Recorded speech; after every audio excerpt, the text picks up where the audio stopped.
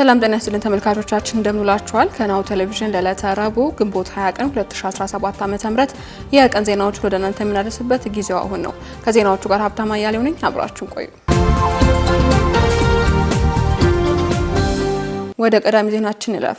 ከእለት ፍጆታችን ተርፎ ቤት ለማግኘት 25 በመቶ መቆጠብ አንችልም ላሉ መምህራን የኪራይ ቤት ለመስጠት እየተሰራ መሆኑን ከንቲባ ወይዘሮ አዳነች አቤቤ አስታወቁ። ከሰሞኑ የአዲስ አበባ ከተማ አስተዳደር ከንግድ ባንክ ጋር መምህራንን ጨምሮ በከተማዋ የሚገኙ የመንግስት ሰራተኞችን የቤት ተጠቃሚ ያደርጋል የተባለ ስምምነት ተፈራርመው ነበር። ስምምነቱ በአነስተኛ የወለድ መጠን በ25/75 የብድር መርሃ ግብር የሚከናወን ሲሆን 25 በመቶን መንግስት ሰራተኛ ይቆጥባል፣ 75 በመቶን የባንክ ብድር ይቀርባል። ብድሩ በ20 ዓመታት የሚከፈል መሆኑን ናሁ ቴሌቪዥን ከዚህ ቀደም መዘገቡ ይታወሳል። ንግድ ባንክ 120 ቢሊዮን ብር እንደሚያቀርብም ተገልጾ ነበር። ፕሮጀክቱ 3 ዓመት የግንባታ ጊዜ፣ 1 ዓመት የብድር መክፈያ እፎይታ አለው ነው የተባለው። ነገር ግን መምህራን ይሄ የተባለውን 25 በመቶ ቁጠባ የመቆጠብ አቅም እንደሌላቸው ተናግረዋል። በአዲስ አበባ የመምህራን ስብሰባ ላይ የተገኙት መምህራን የተፈረመው የመምህራን ቤት ቁጠባና ብድር አገልግሎት ጥሩ ቢሆንም በስምምነቱ መሰረት 25 በመቶ ቁጠባ የመቆጠብ አቅም የለንም ብለዋል። መምህራኑ በኑሮ ጫና ምክንያት 25 በመቶ መቆጠብ አንችልም ሲሉም ተናግረዋል። 9ና 10 ዓመት የስራ ልምድ ያለው መምህር 10 ሺህ ብር ገደማ ደሞዝ ነው የሚከፈለው። ከዚህ ደሞዝ ላይ ለቤት መስሪያ የሚሆን 25 በመቶ ሊቆጠብ አይችልም፣ ሌላ አማራጭ ሊዘረጋ ይገባል ሲሉም ጠይቀዋል። ለመምህራኑ ጥያቄ ምላሽ የሰጡት የአዲስ አበባ ከተማ ከንቲባ አዳነች አቤቤ መምህራን ያነሷቸው የቤት ጥያቄዎች ትክክልና ተገቢ ናቸው ብለዋል። 25 በመቶ መቆጠብ የሚችሉ እንዲቆጥቡና 75 በመቶ የብድር አገልግሎት እንዲያገኙ የማድረግ እድል ተመቻችቷል ያሉት ከንቲባዋ መቆጠብ ለማይችሉ የኪራይ ቤት ገንብቶ ለመስጠት እየተሰራ ነው ሲሉ ተናግረዋል። የኢትዮጵያ አየር መንገድ በ9 ወራት ውስጥ 5.6 ቢሊዮን ዶላር ገቢ ማግኘቱን አስታወቀ። የኢትዮጵያ አየር መንገድ በ9 ወራት ውስጥ 14 ሚሊዮን 500 ሺህ የሚጠጉ መንገደኞችን ማጓጓዙንና 5.6 ቢሊዮን ዶላር ገቢ ማግኘቱን አስታውቋል። የኢትዮጵያ አየር መንገድ ዋና ስራ አስፈጻሚ አቶ መስፍን ጣሰው ከሀገሪቱ ብሔራዊ ቴሌቪዥን ጋር ባደረጉት ቆይታ በ9 ወራት የተገኘው 5.6 ቢሊዮን ዶላር ገቢ ካለፈው ዓመት ተመሳሳይ ወቅት ጋር ሲነጻጸር የ8 በመቶ ብልጫ እንዳለው ተናግረዋል።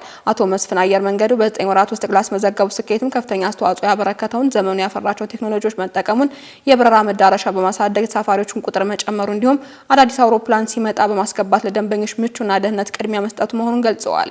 ባለፉት 9 ወራት ውስጥ አየር መንገዱ 10 ተጨማሪ አውሮፕላኖችን በመረከብ ወደ ስራ ማስገባቱን ተናግረዋል። ከነዚህ መካከልም 3ቱ በአፍሪካ ትልቁና የመጀመሪያ የሆነውን ኤርባስ ኤስ350 1000 አውሮፕላኖችን መሆናቸውን አመላክተዋል። እንዲሁም አየር መንገዱ በሰኔ ወር 2 ኤርባስ ኤ350 900 አውሮፕላኖችን እንደሚረከብና በህንድና በተባበሩት አረብ ኤሚሬትስ 2 ዓለም አቀፍ አዲስ የበረራ ጣቢያዎች ለመክፈት ማቀዱን አክለው ተናግረዋል። በአማራ ክልል ባለፈው 1 ዓመት በኮሌራና በወባ በሽታ የሰዎች ህይወት ማለፉን የአማራ ክልል ህብረተሰብ ጤና ተቋም አስታወቀ። የክልሉ ህብረተሰብ ጤና ተቋም የኮሌራ በሽታ ስርጭትን መቀነስ ቢቻልም የወባ ስርጭት ግን የክረምቱን መግባት ተከትሎ እየጨመረ መሆኑን አመላክተዋል። በአማራ ክልል ባለፈው 2016 በጀት ዓመትም የኮሌራና የወባ በሽታዎች በተለያዩ አካባቢዎች ተከስተው በጤና ላይ ከፍተኛ ጉዳት አድርሰዋል። የኮሌራ በሽታ እየተወሰደ ባለው ክትትል እየቀነሰ እንደሆነም የወባ በሽታ በአንጻሩ እየጨመረ እንደሆነ ተመላክተዋል። በዋግምራ ብሔረሰብ አስተዳደር የሳህል ስየምት ወረዳ ጤና ጽፈት ቤት የወባ መከላከል ባለሙያ ወይዘሮ ፍቅር ታሰፋ በወረዳው 13ቱም ቀበሌዎች የወባ በሽታ መከሰቱን ተናግረዋል። ስርጭቱ ከሳምንት ሳምንት ጭማሪ ያሳየ መሆኑን ገልጸዋል። የአዊ ብሔረሰብ አስተዳደር ጤና መምሪያ ኃላፊ አቶ አየለ ይስማው በበኩላቸው የኮሌራ ስርጭትን በተመለከተ አሁን በብሔረሰብ አስተዳደሩ አዲስ ታማሚ እንደሌለ ገልጸዋል።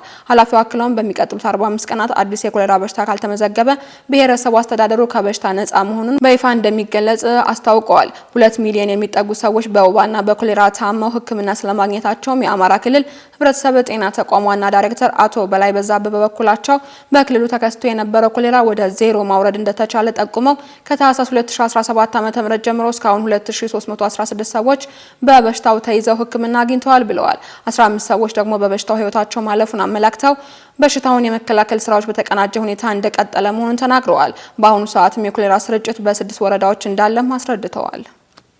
ወደ ውጭ ዜናዎች እናልፋለን። በኮሌራ በሽታ ምክንያት ሱዳን ለጤና ቀውስ ልትጋለጥ መሆኗ ተገለጸ። የኮሌራ መታከም የሚችል ቢሆንም በሱዳን ደካማ የጤና መሰረተ ልማት ምክንያት በበሽታው ሰዎች እየሞቱ ነው ተብሏል። ዓለም አቀፉ የነፍስ አድን ኮሚቴ በጦርነቱ የተናጠች ያለችው ሱዳን በኮሌራና ሌሎች በበሽታ መቀስቀስ የህብረተሰብ ጤና አደጋ ውስጥ ለመግባት ጫና ላይ ናት ብለዋል። በአንድ ሳምንት ብቻ 172 ሰዎች በኮሌራ በሽታ ህይወታቸው ማለፉን የሱዳን ጤና ሚኒስቴር ያሳወቀ ሲሆን አዳዲስ ኬዞች በካርቱም ግዛት መመዝገባቸው ተገልጿል።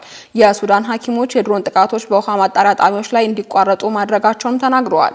ዓለም አቀፉ የነፍስ አድን ኮሚቴ የሱዳን ዳይሬክተር እንዳሉት 3 ዓመቱን የያዘው የሱዳን የእርስ በርስ ጦርነት የኮሌራ በሽታ እንዲያገረሽ አድርጎታል።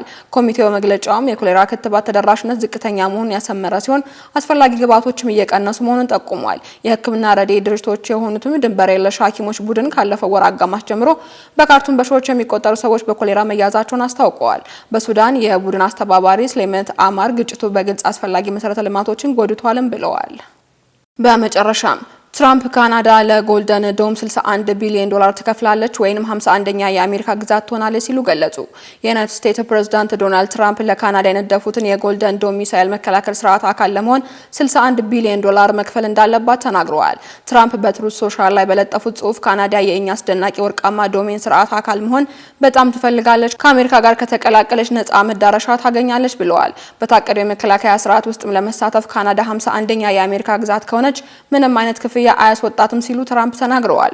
የትራምፕ ጽሑፍ የካናዳ ፓርላማ ዩናይትድ ኪንግደም ንጉስ ቻርልስ ሳልሳዊ ያልተለመደ ንግግር ካደረጉ ከጥቂት ሰዓታት በኋላ መሆኑን አልጀዚራ ዘግቧል። የንጉሱ ንግግር ተከትሎ የካናዳ ጠቅላይ ሚኒስትር ማርክ ካርኒ ለካናዳ የህዝብ ብሮድካስት ሲቢሲ እንደተናገሩት ካናዳ በጁላይ 1 የአሜሪካ የጦር መሳሪያ ጥገኝነትን ለመቀነስ ሪያርም አውሮፓ እንደምትቀላቀል ገልጸዋል። ካናዳ ለትራምፕ የቅርብ ጊዜ አስተያየትን ምላሽ አልሰጠችም። ነገር ግን ካርኒ ቀደም ሲል አገራቸው በመከላከያ ስርዓት ጉዳይ ላይ ከአሜሪካ ጋር ከፍተኛ ደረጃ ውይይት እያደረገች መሆኑን አረጋግጠዋል። ተመልካቾቻችን ከናሁ ቴሌቪዥን ለዕለቱ ያዝነላችሁ የቀን ዜናዎች እስካሁኖቹ ነበሩ። ዜናዎቹ ወደ እናንተ ያደረስኩ አብሬያችሁ ቆየሁት። ሀብታማ አያሌው ነበርኩኝ። ሰናይ ቀን